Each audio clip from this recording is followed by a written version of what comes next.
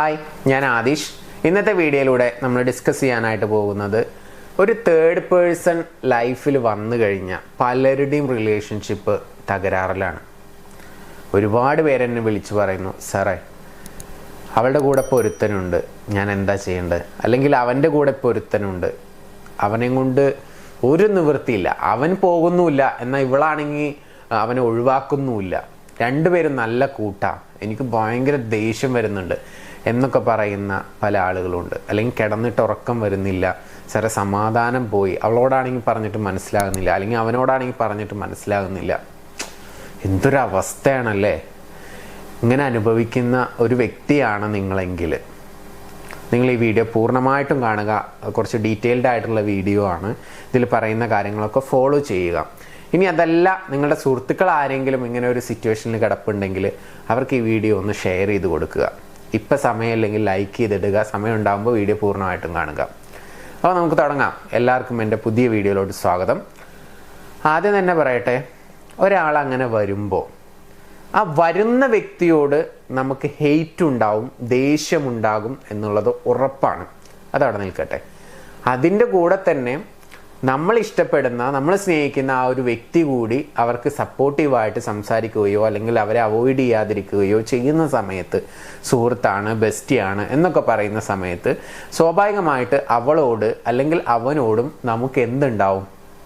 ഒരു ചെറിയ രീതിയിലുള്ള വെറുപ്പെങ്കിലും ഉണ്ടാവും. അപ്പോൾ ഈ ദേഷ്യമായിക്കോട്ടെ വെറുപ്പായിക്കോട്ടെ നമ്മുടെ മനസ്സിൽ കടന്നുകൂടി കഴിഞ്ഞാൽ എന്ത് സംഭവിക്കും എന്നുള്ളതാണ് പറയുന്നത് ആദ്യം. എന്നിട്ട് സൊല്യൂഷനും പറയാം. അങ്ങനെ മനസ്സിൽ ഇത് കയറി പറ്റിക്കഴിഞ്ഞാൽ നമ്മുടെ മനുഷ്യനുള്ള, നമ്മൾ ചിന്തിക്കുന്ന ചിന്തകൾക്കുള്ള ആ ശക്തി നഷ്ടപ്പെടും എന്ന് പറയാൻ കാരണം നമുക്ക് എല്ലാവർക്കും അറിയാം, ഒരു മാഗ്നറ്റിക് പവർ ഉണ്ട്, കാന്തിക ശക്തിയുണ്ട്. നമ്മൾ ചിന്തിക്കുന്നതിനനുസരിച്ച് ലോ ഓഫ് അട്രാക്ഷൻ പറയുന്നു, അത് നമ്മുടെ ലൈഫിൽ സംഭവിക്കും, മാനിഫെസ്റ്റ് ആവും, നമുക്ക് ആകർഷിക്കാനുള്ള പവറൊക്കെ ഉണ്ട് എന്ന് പറയുന്നു. പക്ഷേ ആ പവർ നഷ്ടപ്പെടുത്തുന്ന കാര്യങ്ങളാണ് ദേഷ്യം, വെറുപ്പ് എന്നുള്ളതൊക്കെ. അതിന് നേരെ ഓപ്പോസിറ്റ് ഒരു സാധനമുണ്ട്. എന്താണെന്നറിയോ? ഫോഴ്സ് ഓഫ് ലവ് എന്ന് പറയുന്നത്. അഥവാ സ്നേഹത്തിൻ്റെ ആ ഒരു ഫോഴ്സ് എന്ന് പറയുന്നത് വളരെ പവർഫുള്ളാണ്.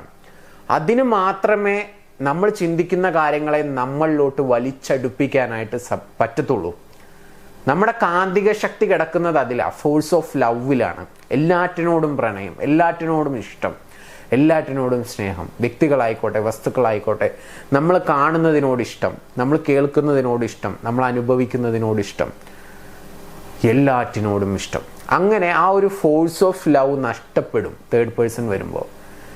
സ്വാഭാവികമായിട്ട് സംഭവിക്കുന്നതാണ്. പക്ഷെ നമ്മളിത് അറിയണം.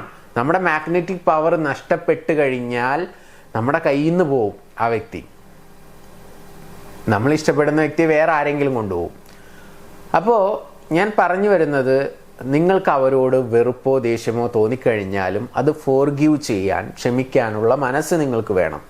അത് മനസ്സിൽ കൊണ്ടുവച്ച് നടക്കരുത്. ആ സിറ്റുവേഷനിൽ ചിലപ്പോൾ തോന്നും, ബട്ട് ലീവ് ഇറ്റ്. അത് വിട്ട് കളയുക, ഫോർഗീവ് ചെയ്യുക.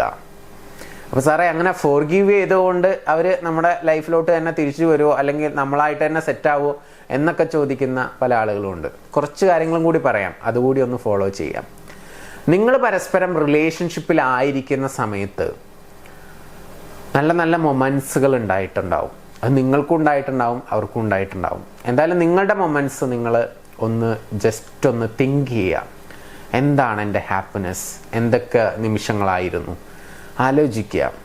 അതിനെല്ലാം നന്ദി പറയുക, ദൈവത്തിനോട് നന്ദി പറയുക, ആ സ്പെസിഫിക് ആയിട്ടുള്ള വ്യക്തിയോട് നന്ദി പറയുക.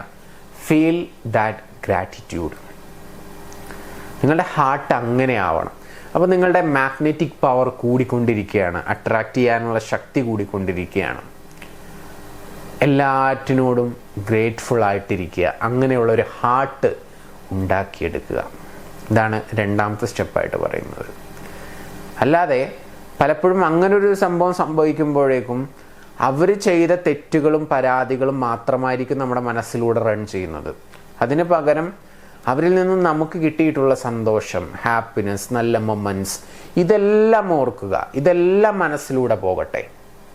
അപ്പോഴാണ് നമുക്ക് ആ ഒരു പവർ ഉണ്ടാക്കിയെടുക്കാനായിട്ട് പറ്റത്തുള്ളൂ. ഫോഴ്സ് ഓഫ് ലവ് എന്ന് പറയുന്ന ആ ഒരു പവറുണ്ട്. ആ പവർ നമുക്ക് വേണം, എങ്കിലേ അട്രാക്റ്റ് ചെയ്യാൻ സാധിക്കത്തുള്ളൂ. അപ്പോൾ ഗ്രാറ്റിറ്റ്യൂഡ് ഈസ് വെരി ഇമ്പോർട്ടൻറ്റ്.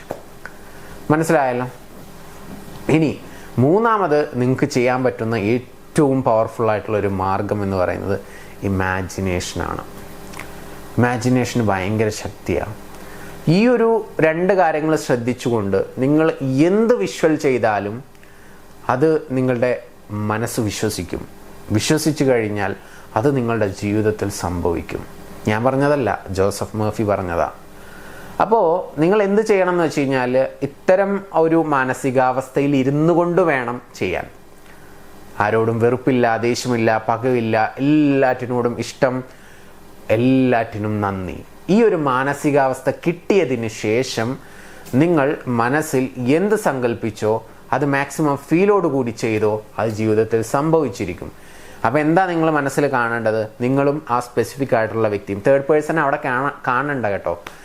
ആ വ്യക്തിയും നിങ്ങളും തമ്മിൽ മാത്രം നന്നായിട്ട് അറ്റാച്ച്ഡ് ആയിട്ട് മിങ്കിൾ ചെയ്യുന്ന എന്തെങ്കിലും മൊമെൻറ്റ്സ്, കല്യാണമാവാം, കല്യാണത്തിന് ശേഷമുള്ള എന്തെങ്കിലും കാര്യങ്ങളാവാം, അത് കണ്ണടച്ചുകൊണ്ട് മനസ്സിൽ ഇങ്ങനെ സങ്കല്പിക്കുക, ഇമാജിൻ ചെയ്യുക, അത് മാക്സിമം ഫീൽ ചെയ്യുക. അങ്ങനെ ഫീൽ ചെയ്യുന്ന സമയത്ത് അത് സംഭവിക്കും. ഇത് ചെയ്യേണ്ട സമയം നിങ്ങൾക്ക് നൈറ്റ് കിടക്കുന്നതിന് തൊട്ട് മുൻപ് ചൂസ് ചെയ്യാം, അതുപോലെ തന്നെ രാവിലെ എണീറ്റ ഉടനെയും ചൂസ് ചെയ്യാം. അല്ലാതെ പകൽ സമയത്തൊക്കെ നിങ്ങൾ വിഷ്വൽ ചെയ്തുകൊണ്ട് നടക്കരുത്. അത് ഓവർ തിങ്കിങ് ആയിട്ട് മാറിയിട്ട് അത് മറ്റുള്ള പ്രശ്നങ്ങളിൽ കൊണ്ടുചെന്നെത്തിക്കും. അപ്പോൾ ഇത് ക്ലിയർ ആയി കാണുമെന്ന് വിചാരിക്കുന്നു. ഇമാജിൻ ചെയ്യുക, മാക്സിമം ഫീൽ ചെയ്യുക. തേർഡ് പേഴ്സൺ വന്നാലൊന്നും നിങ്ങൾ പേടിക്കേണ്ട യാതൊരു ആവശ്യമില്ല, എവിടെയും പോകത്തില്ല, നിങ്ങളുടെ സ്വന്തമായിട്ട് തന്നെ അവിടെ ഉണ്ടാവും എപ്പോഴും. ഓക്കെ, അപ്പം ഞാൻ ഈ പറഞ്ഞ 3 കാര്യങ്ങൾ വളരെയധികം ശ്രദ്ധിക്കുക. ഫോർഗിവ് ചെയ്യുക, ഗ്രാറ്റിറ്റ്യൂഡ് ശ്രദ്ധിക്കുക, പിന്നെ അതുപോലെ തന്നെ മൂന്നാമത് പറഞ്ഞ ഇമാജിനേഷൻ, അതും ഇമ്പോർട്ടൻ്റ് ആണ്. ഇനി ഇപ്പോൾ ഞാൻ ഇങ്ങനെയുള്ള കാര്യങ്ങളൊക്കെ പറഞ്ഞു, കുറച്ച് തിയറിറ്റിക്കൽ ആയിട്ടുള്ള കാര്യങ്ങളൊക്കെ പറഞ്ഞു. പക്ഷേ സാറേ ഇത് അപ്ലൈ ചെയ്യാൻ ഭയങ്കര റിസ്ക്കാണ്, ബുദ്ധിമുട്ടാണ്, അങ്ങനെയൊക്കെ തോന്നുന്ന ആളുകളുണ്ടെന്നുണ്ടെങ്കിൽ നിങ്ങൾക്ക് സ്പെസിഫിക് ആയിട്ട് പേഴ്സണലായിട്ടുള്ള ഗൈഡൻസ് ഉണ്ട്. ആ ഗൈഡൻസിന് വേണ്ടിയിട്ട് നിങ്ങൾക്ക് മുകളിൽ കാണുന്ന നമ്പറിൽ ജസ്റ്റ് ഒന്ന് വിളിക്കുക. നിങ്ങളുടെ പ്രശ്നം എന്താണ്, നിങ്ങളിപ്പോൾ ഫേസ് ചെയ്യുന്നത് എന്നുള്ളത് പറയുക. അപ്പോൾ എന്താ ചെയ്യേണ്ടതെന്ന് ഞങ്ങൾ പറഞ്ഞു തരും. ഞങ്ങൾ നിങ്ങളെ സപ്പോർട്ട് ചെയ്യും, കറക്റ്റായിട്ട് ഗൈഡ് ചെയ്യും. കറക്റ്റായിട്ട് ഗൈഡ് ചെയ്യുന്ന സമയത്ത് എന്ത് സംഭവിക്കുന്നു എന്ന് വെച്ച് കഴിഞ്ഞാൽ, ആ പ്രോപ്പർ ആക്ടിവിറ്റീസിലൂടെ പോകുമ്പോൾ നിങ്ങൾ പോലും അറിയാതെ, ഈ തിയറി പഠിക്കുന്നത് പോലെയല്ല, നിങ്ങൾ പോലും അറിയാതെ നിങ്ങളിൽ മാറ്റങ്ങൾ സംഭവിക്കുകയും അതുപോലെ തന്നെ നിങ്ങൾ ആഗ്രഹിക്കുന്ന ആ ഒരു വ്യക്തിയെ അട്രാക്റ്റ് ചെയ്യാനും, ഇപ്പോൾ തേർഡ് പേഴ്സൻ്റെ പ്രോബ്ലം ആണെന്നുണ്ടെങ്കിൽ ആ വ്യക്തി എന്തെങ്കിലും ഒരു റീസണിൻ്റെ പേരിൽ നിങ്ങളുടെ ലൈഫിൽ നിന്ന് പോവുകയും ചെയ്യും. നിങ്ങൾ ഹാപ്പി ആയിട്ട് അവരുമായിട്ട് നല്ല ഒരു ബന്ധം ഉണ്ടാക്കിയെടുക്കാനായിട്ട് സാധിക്കും. അപ്പോൾ അങ്ങനെ എല്ലാവർക്കും സാധിക്കട്ടെ. എന്തെങ്കിലും രീതിയിലുള്ള സപ്പോർട്ടോ ഹെൽപ്പോ വേണമെന്നുണ്ടെങ്കിൽ മുകളിൽ കാണുന്ന നമ്പറിലോട്ട് വിളിക്കാവുന്നതാണ്. വിളിക്കാൻ മറക്കാതിരിക്കുക. അപ്പോൾ നമുക്ക് പുതിയ വീഡിയോയുമായിട്ട് വീണ്ടും കാണാം. പിന്നെ നിങ്ങൾക്ക് ഏതെങ്കിലും സ്പെഷ്യലായിട്ടുള്ള ടോപ്പിക്കുകളോ മറ്റോ ഒക്കെ വേണമെന്നുണ്ടെങ്കിൽ ആ ക്വസ്റ്റ്യനോ അല്ലെങ്കിൽ ആ ടോപ്പിക്കോ മുകളിൽ കാണുന്ന നമ്പറിലോട്ട് മെസ്സേജ് ഇടുകയോ അല്ലെങ്കിൽ താഴെ കമൻറ്റ് ആയിട്ട് നിങ്ങൾക്ക് ടൈപ്പ് ചെയ്യാവുന്നതാണ്. പുതിയ വീഡിയോയുമായിട്ട് നമുക്ക് വീണ്ടും കാണാം. Thank you. നമസ്തേ.